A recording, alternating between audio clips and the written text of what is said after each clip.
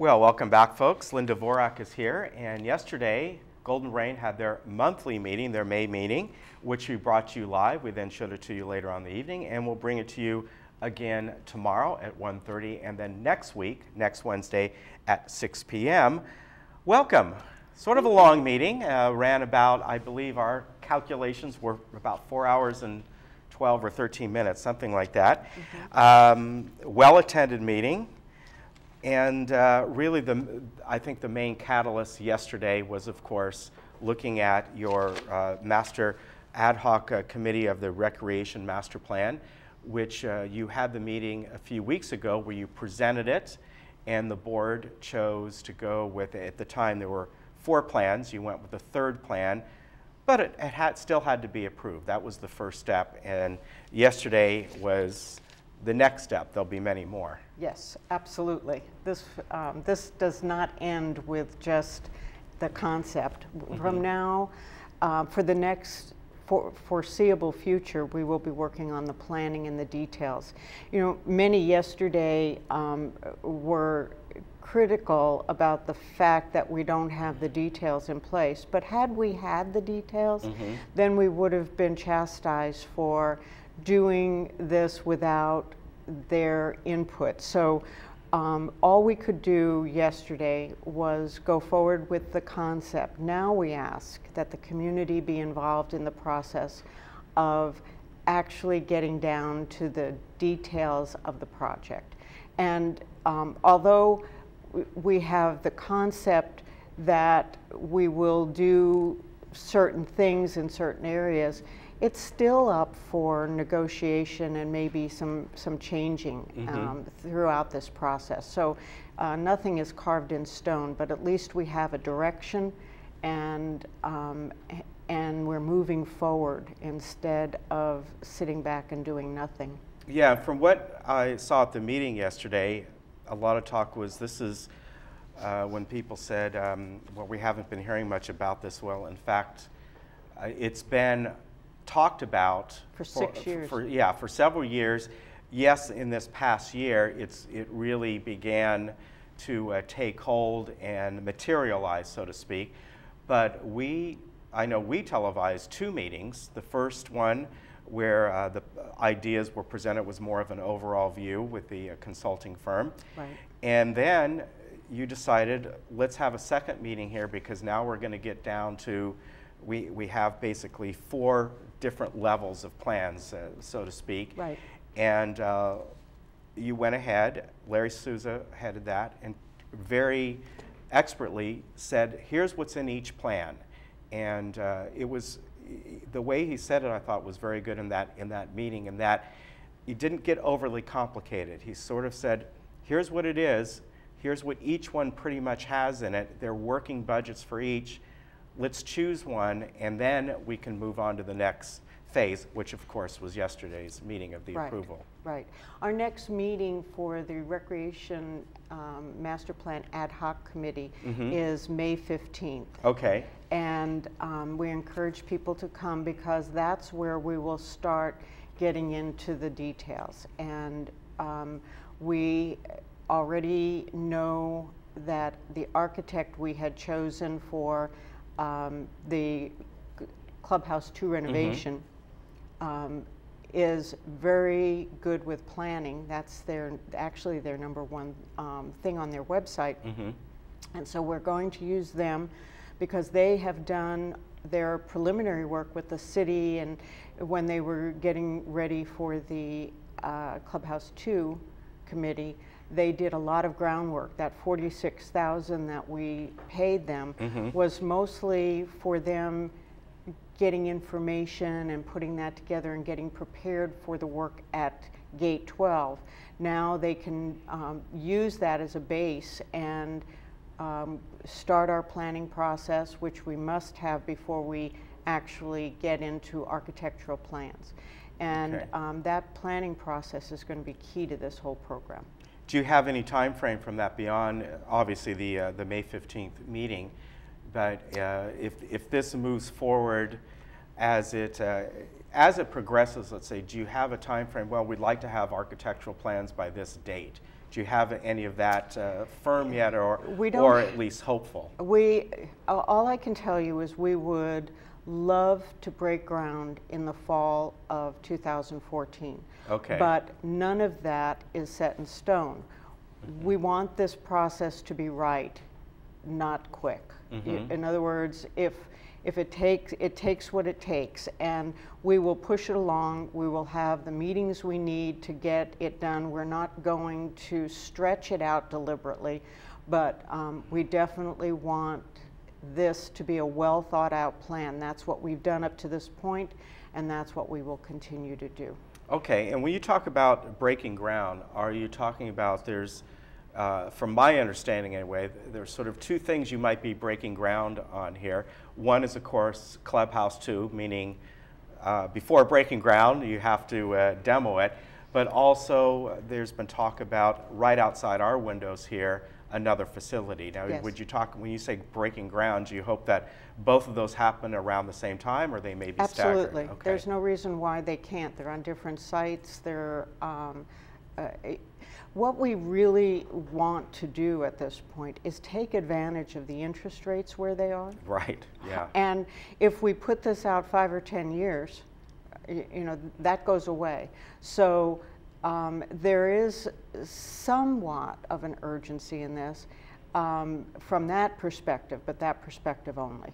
And if we go out and borrow money, it will be with the idea that we're doing both projects relatively quickly at the same, you know, as far as in sync with one another. And we would not take down Clubhouse 2 until we are well on our way or complete with the main lounge on the hill, because we are putting that facility at a different location, so it allows us to keep Clubhouse 2 open for use until the other one is available. Okay, very good. And when you're talking about the main lounge, you're talking about the lounge over in that location. In Clubhouse 2. Okay, yeah. so that would be the first part of it. Right. And then would they be? So it wouldn't be one massive building. You would have the main lounge, and then they would be possibly connected by some sort of walkway or that sort of thing. To the greens, possibly. Right. Yes. Yeah. Okay. They will be in close proximity, but not attached. All right. Sounds very exciting, and you still have quite a road to go. At least a year or a little bit more before breaking ground. So right. For those of you who are really interested in this, and I know a lot of you are, the May 15th meeting will take place. Will that be in the main boardroom downstairs? Yes. Okay. Do you have a time on that yet? You know, I'm trying to look and see. I may have that at this point ahead of time, and I do, at 1:30 p.m. in the boardroom. That's May 15th. Yes.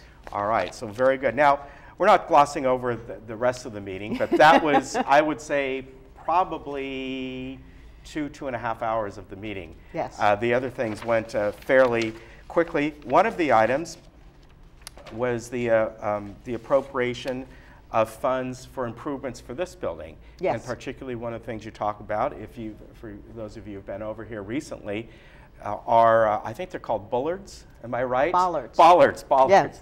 But basically, they're the stanchions that you've seen around the front of the building, and particularly around the areas for the handicap parking. Yes. Yes. We were required to put in bollards for the visually impaired. And we didn't want to use truncated domes, which are those, if you've noticed them over at Vaughn's and Stater Brothers, the blue pads with little bumps on it. Oh, right. Those are yes. truncated domes. And we find that walkers are difficult to maneuver over those. So we had a choice between truncated domes and bollards, and we chose the bollards.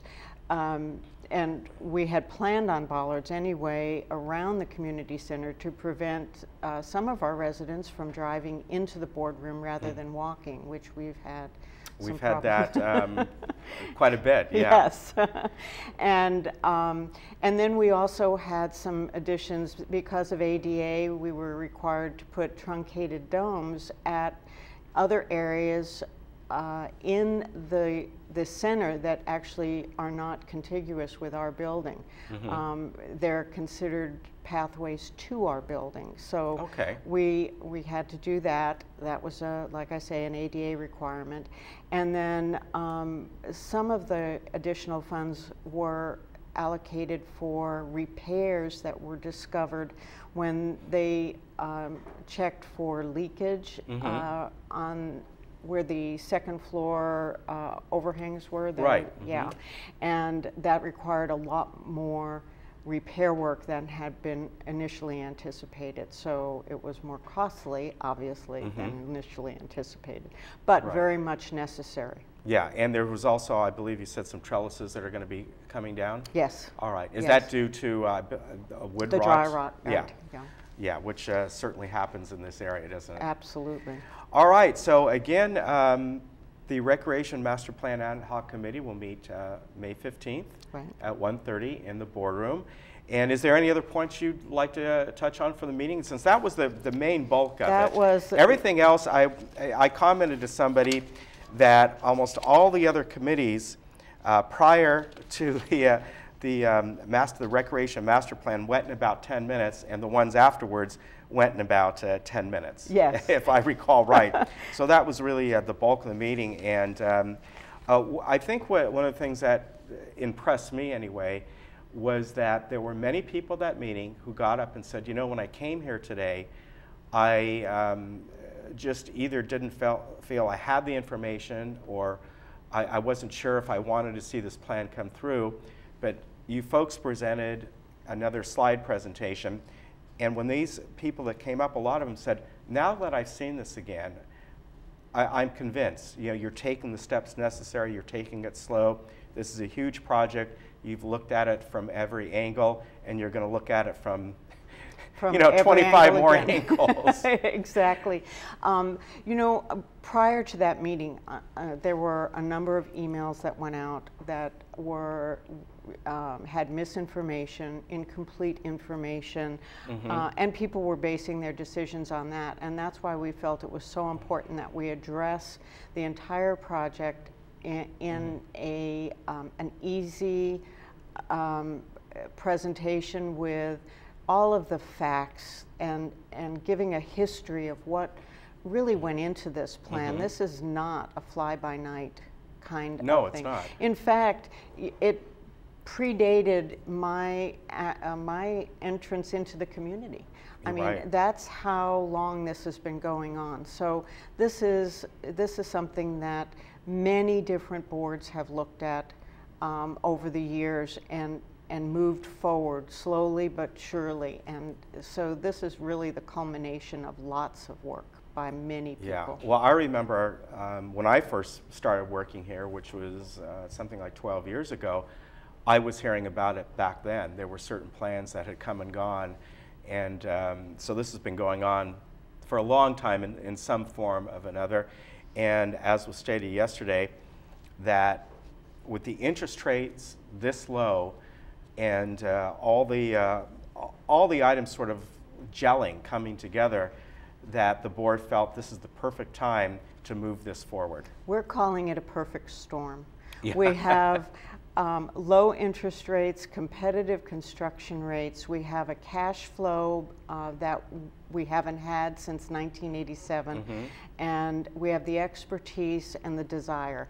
I mean, what else can you ask for? Right, and I might add that that was presented, your cash flow, the chart that was put up about the reserves, about sort of the bottom line that you don't want to go over, or under, I should say, and that even with this project, while that reserve line will dip here and there, eventually goes back up, and it won't go below that minimum that's been set. Absolutely. And if you look at the reserve plan that was in the budget package last year, you know, it would still fall within that reserve plan because of the way we're doing it. You know, people are acting as if we're borrowing money from the reserves. We are not. These are funds that are earmarked for projects that are included in this plan, and so we're only using the funds for what it was intended for. Had we not done this project, if we didn't go with it. Those funds would still be expended on those projects, but in a less cohesive manner. Right. Very good. Linda Vorak, the president of the GRF board, and again, if you want to watch the meeting that took place yesterday, there is the information on the screen for you.